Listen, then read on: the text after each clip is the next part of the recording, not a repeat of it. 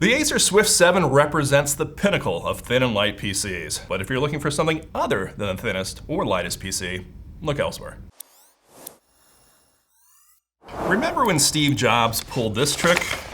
Removing the MacBook Air from that manila sleeve and ushering in the era of thin and light PCs? Well, believe it or not, the Acer Swift 7 is actually thinner and lighter than the new MacBook Air. So the MacBook Air actually comes in at 2.75 pounds and 15.6 millimeters thin. The Acer Swift 7 actually comes in at 1.84 pounds and 9.95 millimeters thin. In fact, if you actually added the charger onto this, you would actually have a lighter machine than the MacBook Air. So thin is really the epitome of what Acer is trying to achieve, and thin sort of defines the Acer Swift 7 in its entirety. So the basic specs include a 1080p display, but under the hood is actually a tablet processor. It's a Core i7-8500Y chip.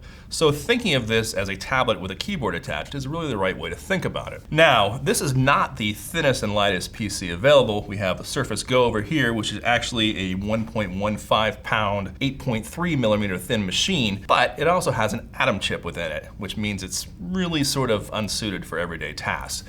The Acer Swift 7 has a great compromise of both performance as well as weight. Inside is 16 gigs of memory and a 512 gigabyte SSD. The previous Swift 7 actually had a pair of USB-C ports here as well, but with this generation they're upgraded to USB-C 3.1 Gen 2 with Thunderbolt capabilities. Now again, thinness is the defining factor of this, and the previous generation, the typing experience was subpar. The keyboard seems to be marginally improved, but the big improvement is actually the trackpad. The previous generation was actually just sort of a touchpad. This is actually a click pad, and that makes all the difference in the world.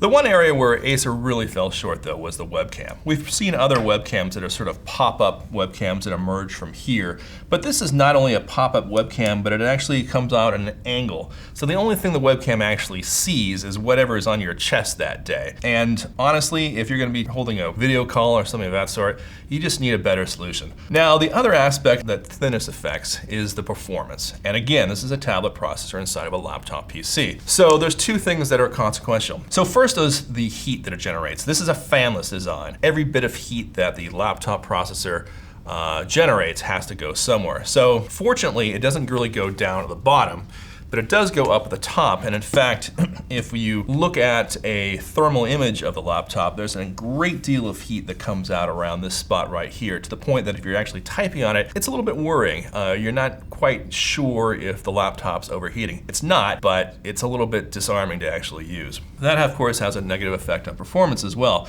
We're not going to show you all the actual benchmarks that we ran, which include everything from office tests to 3D graphics, but we can tell you that it finishes in the bottom of the heap. Again, that's a consequence of the tablet processor. Basically, the message here is that if you're looking for a laptop that is performant, you're going to have to look elsewhere.